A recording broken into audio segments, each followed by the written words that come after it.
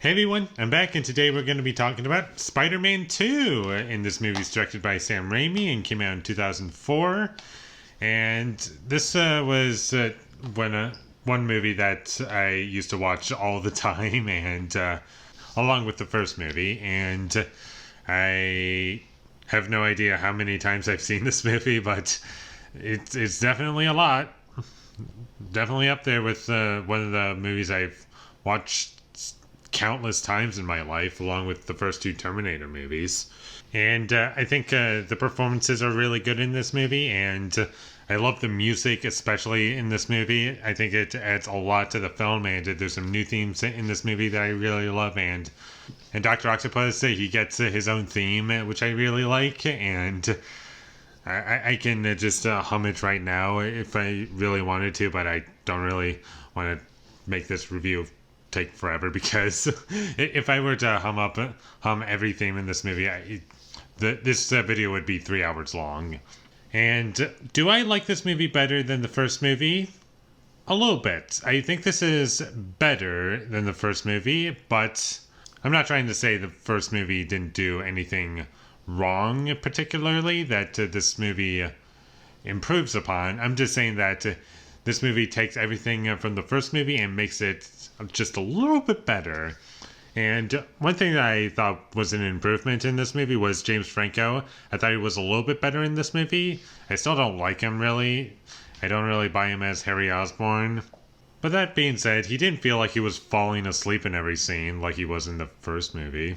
And Tobey Maguire, he's Spider-Man to me, and also Peter Parker. It might be just me being very attached to these movies that I can just believe that he's Peter Parker. But either way, I believe the character, and I like Mary Jane in the movie. And I think her role in this movie is definitely something that has an impact on the character of Spider-Man. And I also liked the song choices in this movie, especially Raindrops Keep Falling on My Head. I liked that minute and a half sequence quite a bit. And the villain of this movie, Otto Octavius, you understand his motivation, but once you try to get to like the start of everything, like why he wants to do what he wants to do from the very beginning, that's where it kind of loses me. But you understand what he's doing, what he's trying to accomplish on a basic level. I really enjoyed J.K. Simmons in this movie. I think he's really funny still. And he fires Peter Parker twice in this movie, and then he unfires him. That was pretty funny. I really enjoyed the action scenes in this movie. It doesn't have as many action scenes as the first movie did, but when it has action scenes going on, they're really great. And I also want to talk about the effects in the movie. There are some effects that do look dated, but for the most part, I can forgive it. When it's practical, it looks great, and I think the hospital scene is probably the best scene in the movie when it comes to action scenes. And Sam Raimi, he definitely uses the villain of this movie as a means to go back to his roots, like back to Evil Dead. And whenever the villain comes back on screen, it's like I'm getting a touch of Evil Dead all over again, which is kind of funny.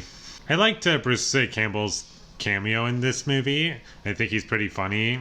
Out of all of his cameos in this trilogy, I would say this one is probably my least favorite, but it was still funny.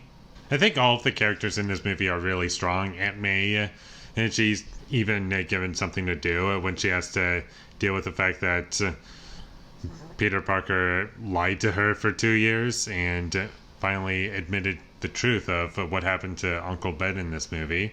And there's definitely a lot going on when it comes to characters, and this movie is, at its core, it's more about its characters than anything else. This first movie was pretty much what you would expect from a Sam Raimi superhero movie, but this one is a bit more serious, and it tries to develop the characters and give you more time with them, and a bit more of a drama.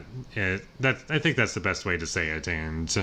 And eventually, Peter Parker in this movie, he has so many things in his life that he just can't balance out, and eventually he just quits being Spider-Man, and that's another thing in this movie that I liked. Though the reason him quitting, part of it was because he was losing his powers, which is kind of weird. It's like the power just decided to stop working all of a sudden. I don't know how that works.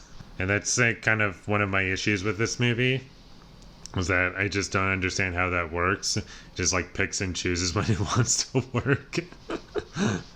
And that's about all I have to say about Spider-Man 2. It's a great movie. It's a lot of fun for me, and I love the characters in this movie. The performances are really good as well, and there's just a lot that I love about this movie, and it does everything the first movie does just as well, if not a little bit better. And I had so much fun with this movie, and there's definitely parts where I was like, it had like I had a huge smile on my face while watching this movie, and I was having so much fun, and I could rewatch this movie so many more times, and it would never get old to me. And with all that being said, I'm going to give Spider-Man 2 a 9 out of 10. Thank you for watching my videos as always. If you enjoyed this review, be sure to leave a like and comment down below what you thought of Spider-Man 2, and my social media links, they will all be in the description, so follow me there. And last but not least, subscribe to be a part of Foley Nation, and I'll see you when I get my next review up, and that is going to be for Quantum of Solace, so look forward to that. But until I get that up, thank you for watching and have a great day. Fun little fact, this DVD that I have right now, it's from Blockbuster. I don't know if you can see that. Yeah, like right there. It says it's from Blockbuster. I just wanted to show that off.